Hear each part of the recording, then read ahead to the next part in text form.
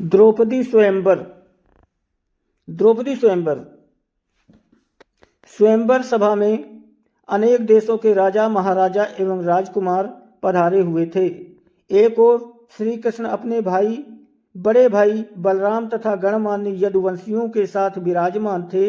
वहां वे ब्राह्मणों की पंक्ति में जाकर बैठ गए। कुछ ही देर में राजकुमारी द्रौपदी हाथ में वरमाला लिए अपने भाई धृष्टद्युम्न के साथ उस सभा में पहुंची। धृष्टद्युम्न ने सभा को संबोधित करते हुए कहा, हे विभिन्न देश से पधारे राजा महाराजाओं एवं अन्य गणमान्य जनों, इस मंडप में बने स्तंभ के ऊपर बने हुए उस घूमते हुए यंत्र पर ध्यान दीजिए। उस यंत्र में एक मछली लटकी हुई है तथा यंत्र के साथ घूम रही है। आपको स्तंभ के नीचे रखे हुए तेल पात्र में मछली के प्रतिबिंब को देखते हुए बाण चलाकर मछली की आंख को निशाना बनाना है। मछली की आंख में सफल निशाना लगाने वाले से मेरी बहन द्रौपदी का विवाह होगा।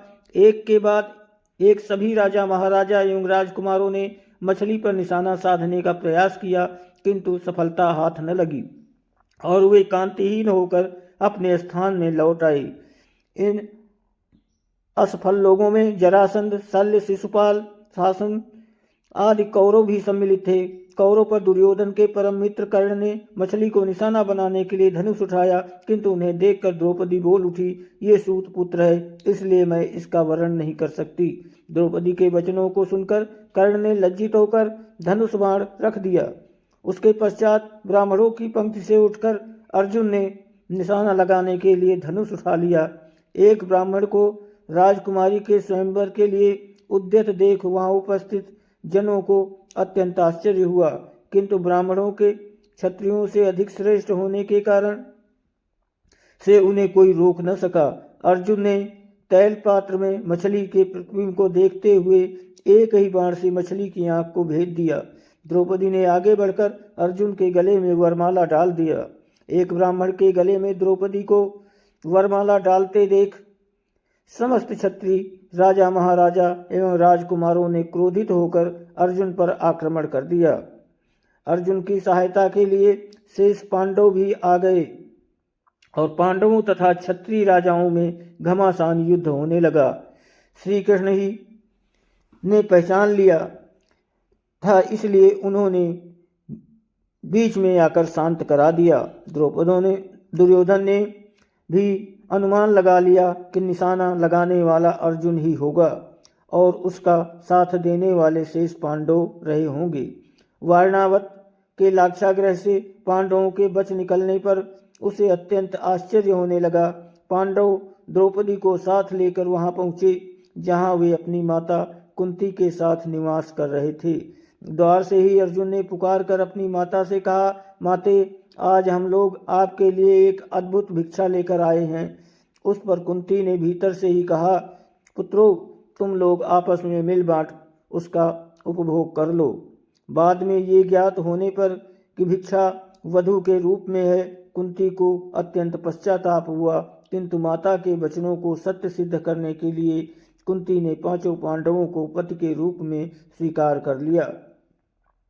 पांडवों के द्रौपदी को साथ लेकर अपने निवास पर पहुंचने के कुछ काल पश्चात उनके पीछे पीछे कृष्ण जी भी वहां पर आ पहुंचे। कृष्ण के चरण स्पर्श करके आशीर्वाद प्राप्त किया और गले से लगाया। औपचारिकताएं पूर्ण होने के पश्चात युधिष्ठिर ने कृष्ण से पूछा, हे द्वारिकाधीश, आपने हमारे इस अज्ञातवास में हमें पहचान कैसे लिया? कृष्ण ने उत्तर दिया, भीम और अर्जुन के पराक्रम को देखने के पश्चात भला मैं आप लोगों को कैसे न पहचानता।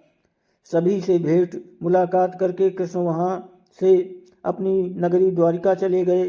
फिर पांचों भाइयों ने भिक्षावृत्ति से भोजन सामग्री एकत्रित किया और उसे लाकर माता कुंती के सामने रख दिया। कुंती ने भिक्षा से पहले देवताओं के अंश निकाले। भिक्षा को तत्पश्चात दो भागों में बांटा।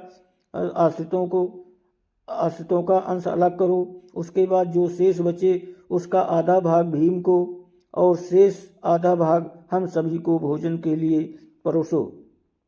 पतिव्रता द्रौपदी ने कुंती के आदेश का पालन किया। भोजन के पश्चात कुशासन पर मृग चर्म बिछाकर वे सो गए। द्रौपदी माता के पैरों की ओर सोई।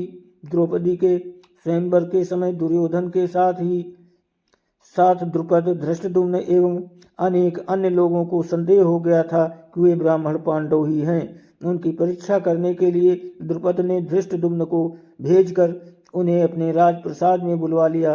राजप्रसाद में द्रुपद एवं धृष्टद्युम्न ने पहले राजकोष को दिखाया, किंतु रत्नाभूषणों तथा रत्नमाणिक्य आदि में रुचि नहीं दिखाई। किंतु जब वे शस्त्रागार में गए तो वहां रखे अस्त्र शस्त्रों पर सभी ने बहुत अधिक रुचि प्रदर्शित किया और अपनी पसंद के शस्त्रों को अपने पास रख लिया। उनके क्रियाकलाप से द्रुपद को विश्वास हो गया कि ये ब्राह्मण के रूप में योद्धा ही हैं। द्रुपद ने युधिष्ठिर से पूछा, हे आर्य, आपके पराक्रम को देखकर मुझे विश्वास हो गया है कि आप लोग ब्राह्मण नहीं हैं।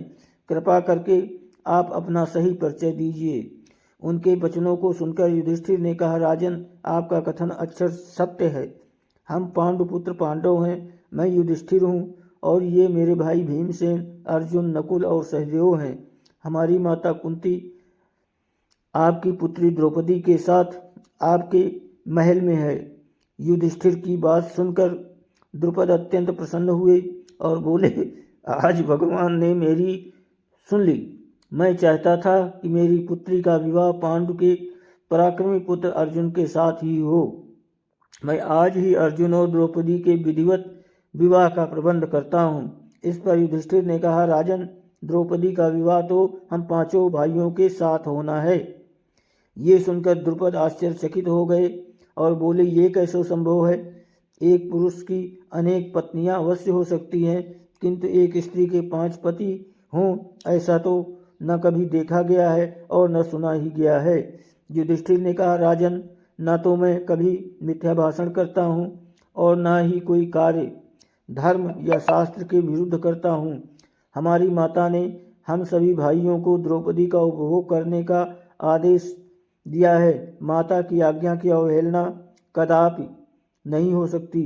समय वहाँ पर वेद व्यास जी पधारे और उन्होंने द्रुपद को द्रौपदी के पूर्व जन्म में तपस्या से उत्पन्न होकर शंकर भगवान के द्वारा 5 पराक्रमी पति प्राप्त करने के वर देने की बात बताई। वेद व्यास जी के वचनों को सुनकर द्रुपद का संदेह समाप्त हो गया और उन्होंने अपनी पुत्री द्रौपदी का पाणी ग्रहण संस्कार 5 पांडवों के साथ बड़े धूमधाम के साथ कर दिया। इस विवाह में विशेष बात ये हुई कि देवर्षि नारद ने स्वयं पधार कर द्रौपदी को प्रतिदिन कन्या रूप हो जाने का आशीर्वाद दिया।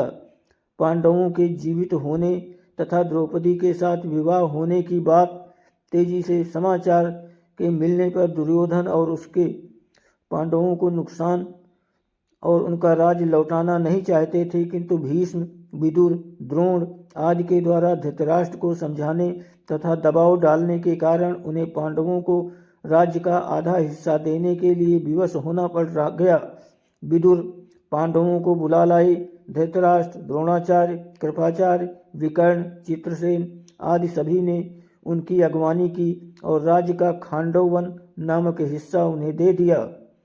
पांडवों ने उस खांडव वन में एक नगरी की स्थापना करके उसका नाम इंद्रप्रस्थ रखा तथा इंद्रप्रस्थ को राजधानी बनाकर राज्य करने लगे। युधिष्ठिर की लोकप्रियता के कारण कौरवों के राज्य के अधिकांश प्रजाजन पांडवों के राज्य में आकर बस गए। दोस्तों, वीडियो को लाइक और सब्सक्राइब जरूर करें। आपकी बहुत मेहरबानी होगी। धन्यवाद।